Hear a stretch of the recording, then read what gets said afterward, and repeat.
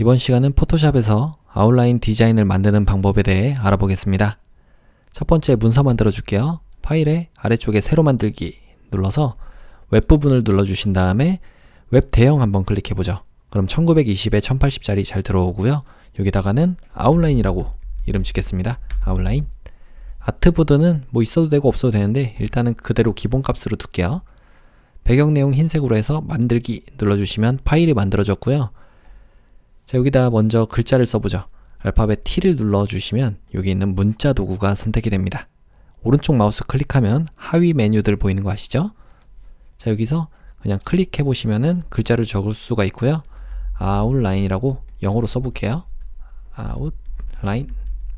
아무래도 아웃라인 요소는 좀 한글보다는 영문일 때 좀 더 빛을 발하거든요. 자, 적어줬고 그 다음에 안쪽에서 커서 깜빡이고 있을 때 컨트롤 A 눌러주면은 전체 선택이 됩니다.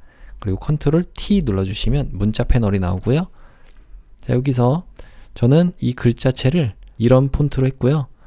여러분은 여러분들이 원하시는 걸로 해주시면 됩니다.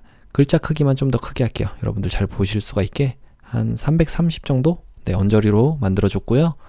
여기 있는 글자 간의 간격은 뭐 적당한 선에서 해주셔도 상관없겠습니다.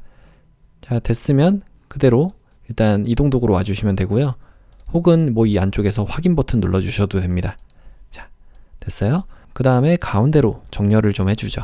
자, 이동 도구일 때는 위쪽에 이렇게 나오는데 혹시 안 나오시는 분들은 여기 있는 점 3개를 눌러서 여기 맞춤 대상을 캔버스로 해주시면 됩니다. 자, 저는 이렇게 했어요. 아웃라인이라고 적고요.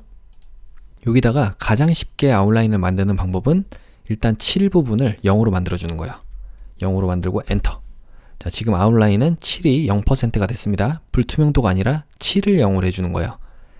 그 다음에 FX 부분에 가보시면은 여기에 획이라고 있습니다.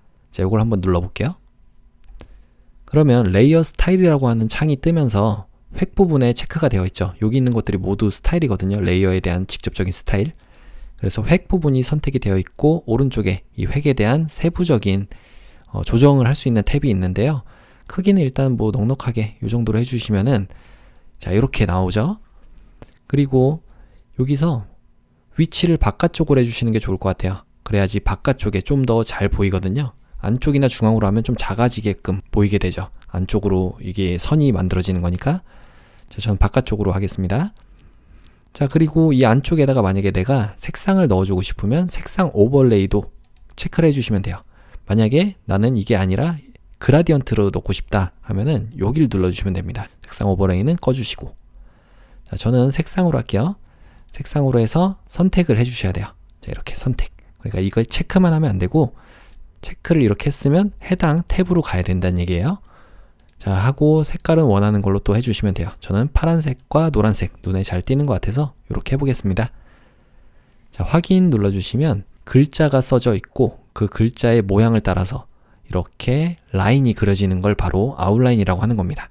자, 이런 디자인들은 여러분들이 팝아트적인 요소, 즉 대중적으로 좀 재밌게 표현하고 싶을 때 많이 사용하는 디자인이에요. 자, 이렇게 썼을 때 좋은 점은 만약에 내가 글자를 고쳐야 된다 하면은 더블 클릭해서 계속적으로 이어나갈 수가 있습니다. 아웃라이너 뭐 이런 식으로 써줄 수도 있고요. 또 여기다가 모양 같은 걸 만들어 주고 싶을 때도 똑같이 하면 됩니다. 자, 한번 해볼게요. 펜 도구를 선택해 주시고 위쪽에 모양으로 되어 있는지 확인할게요. 7은 없는 걸로 하겠습니다. 자, 그 다음 획은 아무 색깔이나 해도 상관없어요. 저는 파란색으로 해볼게요. 일단 여기다가 클릭하고 클릭하신 상태로 살짝 당겨주고요. 그 다음에 여기도 클릭하시면은 이렇게 만들어지겠죠? 펜으로 그린 모양이 좀 두꺼운 이유는 위쪽에 있는 이 두께를 설정해서 그렇습니다. 저는 한 30 정도로 해볼게요. 30 하고 엔터를 땅 치시면 30 픽셀로 자동으로 들어오고요. 그 다음에 여기 있는 끝부분도 좀 둥글게 만들어주면 좋을 것 같아요. 그래서 이 프로필 부분을 선택해 보신 다음에 단면을 이렇게 만드시면 끝부분이 둥그레졌습니다. 자, 미세 조정을 하고 싶으시면은 알파벳 A를 눌러서 직접 선택 도구 하얀색 화살표예요. 여기로 해당 점, 이런 점들을 앵커 포인트라고 그러거든요. 그래서 점을 선택하고 이렇게 움직여 줄 수도 있고요. 아니면 이런 앵커 포인트를 선택했을 때 나오는 걸 핸들이라고 합니다. 이 핸들을 잡고 기울기를 이렇게 정할 수도 있어요. 자, 저는 이 정도로 한번 해볼게요.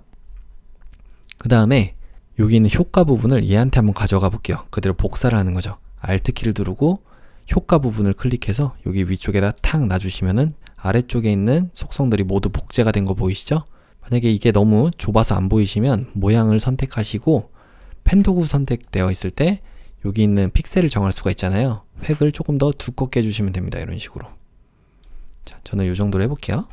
자, 그리고 여기 있는 글자도 선택해서 이번에는 T 문자 도구 다시 선택을 해주시면은 위쪽에 텍스트 뒤틀기 메뉴도 사용할 수가 있어요.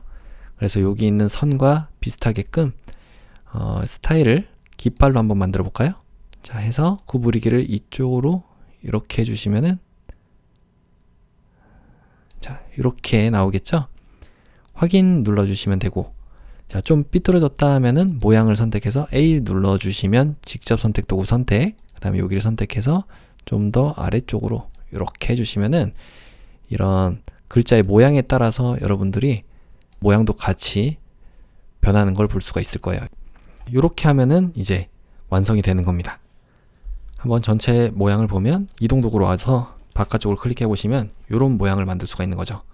자, 일반 도형도 마찬가지예요. 여기서 타원 도구 선택해 주시고 여기다가 그리면서 Shift 눌러주시면 이런 걸 그릴 수가 있겠죠. 얘도 마찬가지예요.